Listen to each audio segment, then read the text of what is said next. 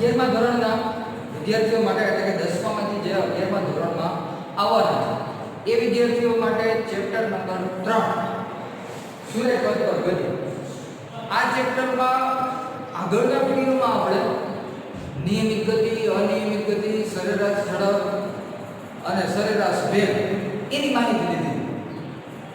હવે આજે સરેરાશ ઝડપ અને સરેરાશ વેગ મેળવવા માટે એક ઉદાહરણ લેવાનું છે. તો સૌપ્રથમ સરેરાશ ઝડપ, સરેરાશ વેગ નું રિવિઝન લઈએ, રિવિઝન કરી નાખીએ. એના ઉપરથી જે છે ઉદાહરણ લઈએ.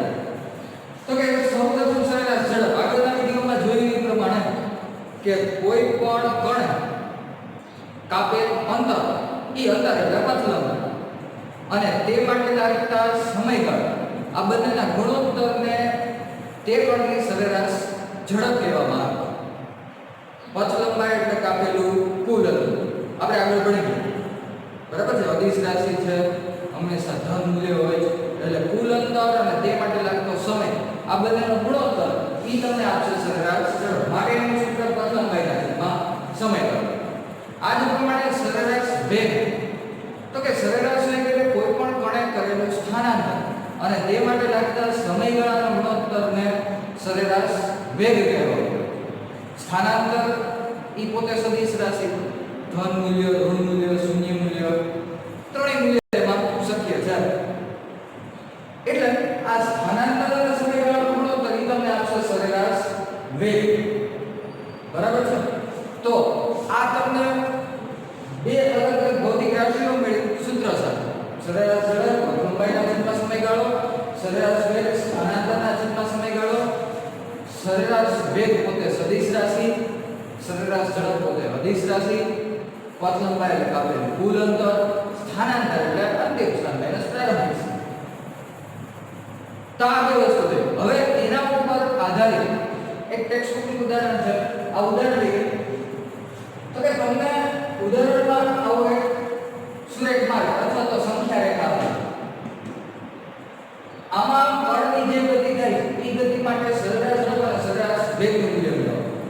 તો જો તો વિદ્યાર્થી મિત્રો પ્રશ્ન આ રીતનો છે. એક કણ સુરેખ માર્ગ પર O થી Q સુધીનું અંતર 18 સેકન્ડમાં O થી એટલે 0 થી Q 240 આ અંતર જે છે 18 સેકન્ડમાં કાપે છે અને Q થી R સુધીનું અંતર 6 સેકન્ડમાં કાપે. Q થી R સુધીનું અંતર 6 સેકન્ડમાં કાપે. આઈ જાય 240 થી 120 સુધીનું અંતર 6 સેકન્ડમાં કાપે. તો આ કણ માટે સરેરાશ ઝડપ અને સરેરાશ વેગ મેળવવાનો છે. બે અલગ અલગ માર્ગ માટે એક O થી Q ના માર્ગ માટે અને એક O થી Q થઈ અને R ના માર્ગ. એટલે પહેલો જે પ્રશ્ન છે એ આટલા માર્ગ માટે. આના માટે સરેરાશ ઝડપ સરેરાશ વેગ અને બીજું જે છે O થી Q થઈ આમ O થી Q થઈ અને Q થી R. બરાબર. આ માર્ગ માટે તમારે સરેરાશ ઝડપ અને સરેરાશ વેગ મેળવવાનો. તો પહેલા O થી Q આ માર્ગ માટે સરેરાશ ઝડપ લઈએ. તો કે સરેરાશ ઝડપ એટલે અંતરના છેદમાં સમય અથવા તો પથ લંબાઈના છેદમાં સમયગાળો. તો જો તો O થી Q માર્ગ માટે કાપેલું અંતર 0 થી 240 ના છેદમાં સમયગાળો આપણે કહી દીધો 18 સેકન્ડ છેદમાં 18 સેકન્ડ. તો સરેરાશ ઝડપનું મૂલ્ય મળશે 13.33 મીટર પ્રતિ સેકન્ડ. આ જ રીતે હવે જોઈએ સરેરાશ વેગ. તો સરેરાશ વેગ એટલે સ્થાનાંતરના છેદમાં સમયગાળો. સ્થાનાંતર એટલે અંતિમ સ્થાન માઈનસ પ્રારંભિક સ્થાન ના છેદમાં સમયગાળો. તો જો તો વિદ્યાર્થી મિત્રો આ જે આપણો માર્ગ છે એમાં O થી Q આ રીતની ગતિ થાય છે. તો પ્રારંભિક સ્થાન O થયું, અંતિમ સ્થાન Q થયું. Q અંતિમ સ્થાન 240 એટલે 240 માઈનસ પ્રારંભિક સ્થાન 0 એટલે 240 ના છેદમાં સમયગાળો 18 એટલે 13.33. માટે પહેલો જે પ્રશ્ન છે O થી Q ના ગતિમાર્ગ માટે એ O થી Q ના ગતિમાર્ગ માટે તમને સરેરાશ ઝડપ અને સરેરાશ વેગ બંને મૂલ્ય એક સમાન મળશે. હવે બીજા માર્ગની ચર્ચા કરીએ. O થી Q થઈ અને R સુધીના માર્ગ માટે. O થી Q થઈ અને R સુધીના માર્ગ માટે પહેલા સરેરાશ ઝડપ. તો O થી Q આ અંતર 240 અને Q થી R એટલે આ અંતર 240 થી 120 એટલે 120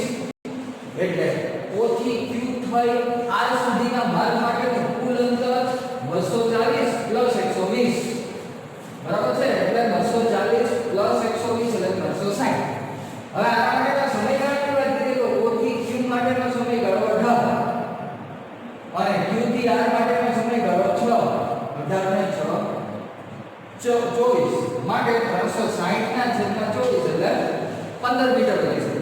બરાબર છે? તો આ તમને મળ્યું સરેરાશ ઝડપ. O થી Q થઈ આ માર્ગ માટે છે એટલે 240 + 120 એટલે 360. આ સમયગાળો 18, આ સમયગાળો 6. 18 ને 6 24 એટલે સરેરાશ ઝડપ 15. હવે સરેરાશ વેગની વાત કરીએ તો O થી Q થઈ આ માર્ગ છે તો પ્રારંભિક સ્થાન O, અંતિમ સ્થાન R. બરાબર છે? તો આના માટે અંતિમ સ્થાન માઈનસ પ્રારંભિક સ્થાનના છેદનો સમયગાળો આ સૂત્ર મુજબ અંતિમ સ્થાન પાસે 120, પ્રારંભિક સ્થાન 0 ના છેદમાં સમયગાળો કેટલો O થી Q સુધી 18, Q થી R સુધી 6 એટલે 24. 120 ભાગ્યા 24 એટલે 5. તો આ તમને મળ્યું સરેરાશ વેગ. તો વિદ્યાર્થી મિત્રો આ રીતે તમને આવી સંખ્યા રેખા અથવા તો સુરેખ માર્ગ આવે. એ સુરેખ માર્ગ પર તમને જો સ્થાનાંતર અને પથ લંબાઈ ઈ બે કન્સેપ્ટ અથવા તો ઈ બે ભૌતિક રાશિની ગણતરીઓ આવડતી હોય તો તેના પરથી બહુ સરળતાથી તમે સરેરાશ ઝડપ અને સરેરાશ વેગ આ બંનેના મૂલ્યો મેળવી શકો. તો બહુ સરળ વસ્તુ છે અને મહત્વની વસ્તુ સરેરાશ વેગ, સરેરાશ ઝડપ. હવે ત્યારબાદ એની પછીનો જે પોઈન્ટ જોવાનો છે એ પોઈન્ટ સમજવા જેવો છે. એ પોઈન્ટ છે તત્કાલીન અથવા તો તાક્ષણિક વેગ અથવા તો ઝડપ. તત્કાલીન કે તાક્ષણિક ઝડપ કયો કે તત્કાલીન કે તાક્ષણિક વેગ કયો, બંને ભૌતિક રાશિઓ એક સમાન છે પરંતુ ઝડપ જે છે એ પોતે અદિશ રાશિ. જો તમે ઝડપને દિશા સહિત દર્શાવો તોય તત્કાલીન કે તાક્ષણિક વેગ બને. એટલે સરેરાશ ઝડપ અને સરેરાશ વેગના સૂત્રમાં જે ફેરફાર હતો, બેના સૂત્ર અલગ અલગ હતા, એમ તત્કાલીન વેગ અને તત્કાલીન ઝડપના સૂત્રો અલગ અલગ નથી. તત્કાલીન ઝડપ એ જ તત્કાલીન વેગ, પણ બંને વચ્ચે એક જ માઇક્રો ડિફરન્સ. તત્કાલીન ઝડપ જે છે એને એમાં દિશાની કોઈ જરૂર રહેતી નથી, પરંતુ જો તમે તત્કાલીન ઝડપને દિશા સહિત દર્શાવો તો એ તત્કાલીન વેગ.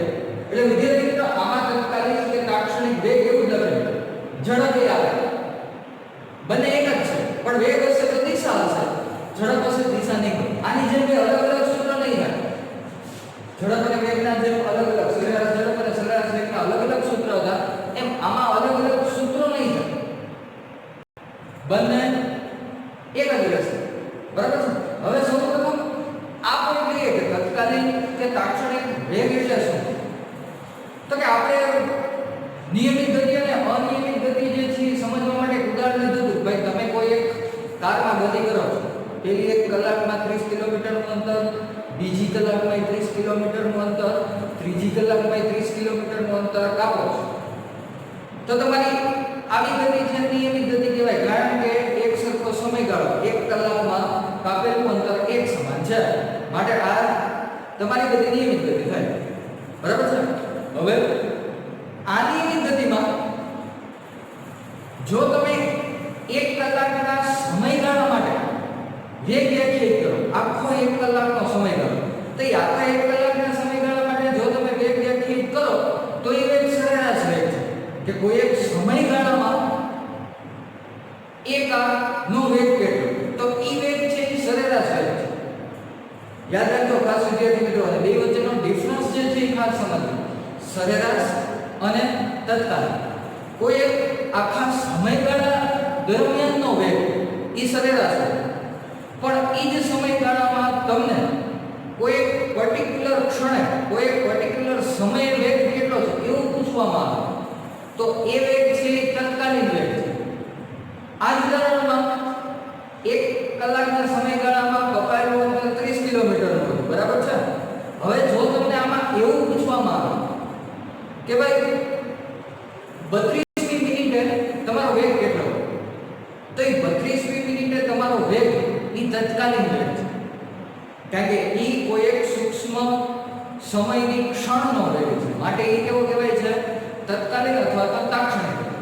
એટલે આખા સમયગાળા દરમિયાનનો વેગ અથવા તો ઝડપ એ સરેરાશ વેગ કે સરેરાશ ઝડપ, પણ કોઈ એક સૂક્ષ્મ સમયગાળા, કોઈ એક સૂક્ષ્મ સમયે એટ અ પર્ટિક્યુલર સેકન્ડ તમે જો વેગની ગણતરી કરતા હોય તો એ વેગ છે એ તત્કાલીન વેગ. એક સીધું સાદું ઉદાહરણ આપો. એટલે તત્કાલીન વેગ જે છે એ તરત જ મગજમાં આવી જશે. દાખલા તરીકે તમે કારમાં જઈ રહ્યા છો, કારનું સ્પીડોમીટર છે, એ કારનું સ્પીડોમીટર જે સ્પીડ દેખાય, જે ઝડપ દેખાય, એ ઝડપ વિદ્યાર્થી મિત્રો તત્કાલીન ઝડપ છે. શું કામ? કારણ કે એ તમને દરેક ક્ષણની ઝડપ દેખાડે. જ્યારે એ જ કારની ગતિ દરમિયાન તમે 1 કલાકમાં કાપેલું અંતર મેળવી અને જો અંતરના છેદમાં સમયગાળો ઈ મૂકો તો ઈ તમને મળશે ઈ સરેરાશ ઝડપ. એટલે સ્પીડોમીટરમાં જે ઝડપ દેખાય એટ એ ટાઈમ ઈ કઈ છે? તત્કાલીન છે. પરંતુ જો પર્ટિક્યુલર સમયગાળો લેવાનો અને એના માટેનું અંતર લેવામાં આવે તો એ જે છે એ તમને સરેરાશ ઝડપ મળશે. એટલે કોઈ પણ એક ક્ષણે મળતી ઝડપને, મળતા વેગને કયો કહેવાય? તત્કાલીન અથવા તો તાત્કાલિક વેગ અથવા ઝડપ. માટે વ્યાખ્યા સ્વરૂપે તમે તત્કાલીન અથવા તો તાત્કાલિક વેગને આ રીતે દર્શાવશો. સરેરાશ વેગને સૂક્ષ્મ સમયના લક્ષ વડે દર્શાવતા મળતા વેગને તત્કાલીન વેગ. એટલે સરેરાશ વેગ ઉપરથી તત્કાલીન વેગ મેળવવો હોય તો સમયગાળો બહુ સૂક્ષ્મ કરવો પડે, ટેન્ડ્સ ટુ 0. આ સમયગાળાને બહુ સૂક્ષ્મ સ્વરૂપે દર્શાવવા માટે લક્ષનો ઉપયોગ થાય, લિમિટ. માટે તત્કાલીન વેગ v બરાબર limit delta t tends to 0 delta x delta t. આ સરેરાશ વેગનું સૂત્ર છે, સ્થાનાંતરના છેદમાં સમયગાળો ડેલ્ટા x ડેલ્ટા t. હવે તમે સમયગાળો ખૂબ સૂક્ષ્મ કરો, ડેલ્ટા t ટેન્ડ્સ ટુ 0 કરો. માટે સમયગાળો સૂક્ષ્મ, આ સૂક્ષ્મ સમયગાળામાં કપાયેલું અંતર એ સૂક્ષ્મ, એટલે એને સ્મોલ ડેલ્ટા થી દેખાય છે, જે d વડે લખાય. માટે dx dt. તો તત્કાલીન વેગનું સૂત્ર v dx dt. તો આ એક કન્સેપ્ટ ખાસ વિદ્યાર્થી મિત્રો ધ્યાનમાં રાખજો કે કોઈ એક પર્ટિક્યુલર ક્ષણે, કોઈ એક પર્ટિક્યુલર સમયે મળતા વેગને તત્કાલીન વેગ કહે છે અને કોઈ એક સમયગાળા દરમિયાન મળતા વેગને સરેરાશ વેગ કહે છે. સરેરાશ વેગને તત્કાલીન વેગ સ્વરૂપે દર્શાવવું હોય તો એનું સૂત્ર v limit delta t tends to 0 delta x delta t બરાબર dx dt. એટલે કે સ્થાનનું તમે સમયની સાપેક્ષ વિકલન, આ જે ગુણોત્તર છે ને તેને વિકલન વડે દર્શાવો. સ્થાનનું સમયની સાપેક્ષે વિકલન કરો એટલે તમને તત્કાલીન વેગ મળે. હવેના નેક્સ્ટ લેક્ચરમાં આપણે આવા તત્કાલીન વેગ મેળવવાના ઉદાહરણ લઈશું તથા આના ઉપરની થોડી ડિટેલ ચર્ચા જે છે નેક્સ્ટ વિડિયોમાં. Stay at home, stay safe.